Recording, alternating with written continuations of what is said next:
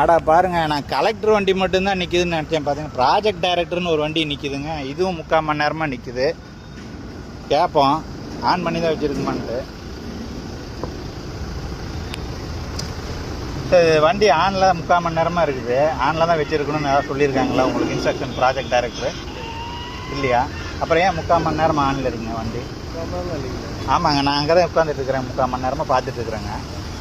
ஆ, மக்கள் வரி பணத்தை இப்படி ஏன் வீணாக்குறீங்க?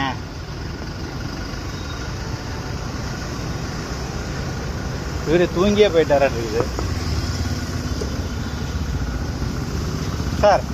3/4 மணி நேரமாக இந்த வண்டி ஆன்லேயே இருக்குது. கலெக்டர் வந்து ஆனில் வச்சிருக்க சொல்லியிருக்கிறாரா? வண்டி ஆன்லேயே வச்சிருக்க சொல்லியிருக்காரான்னு? ஆ, இப்போதான் ஆஃப் பண்ணீங்க நீங்கள். சரி, இந்த வண்டி ஆன்ல இருந்தது பாருங்க. ஏசி இது இருக்குது. இது ஆமாங்க, 3/4 மணி நேரமா ஆன்ல இருந்ததை பார்த்துட்டு தான் நான் வீடியோ போட்டிருக்கிறேன்.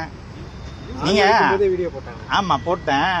அதனால உங்கள் கலெக்டரு வர்ற வரலும் ஏசி ஆன் பண்ணி தான் வச்சுருக்கணும் அப்படின்னு ஏதாவது இருக்குதான்னு கேட்குறேன். அதான் நான் வண்டி அங்கேருந்து எவ்வளோ நேரத்துக்கு எடுத்ததுங்கிறது என்கிட்ட ரெக்கார்டு இருக்குது. சரிங்க சார், 3/4 மணி நேரமாக மக்கள் வரி பணத்தை வீணாக கரியாக்காதீங்க. கலெக்டர் இன்ஸ்ட்ரக்ஷனாகவே இருந்தால் கூட நீங்கள் கரியாக்காதீங்கன்றேன். உங்களுக்கு ஒரு பொறுப்பு இருக்குது தனிப்பட்ட முறையில். இல்லை, நிழல் அங்கேயும் இருந்தது. நீங்கள் வண்டி எடுத்தபோது நிழல் இருந்தது, நான் அங்கே இருந்தேன். சரி பரவாயில்ல. நான் என்ன சொல்கிறேன்னா, மக்கள் வரி பணத்தை இப்படி வீணாக்காதீங்க. நல்லதுங்க, வணக்கம்.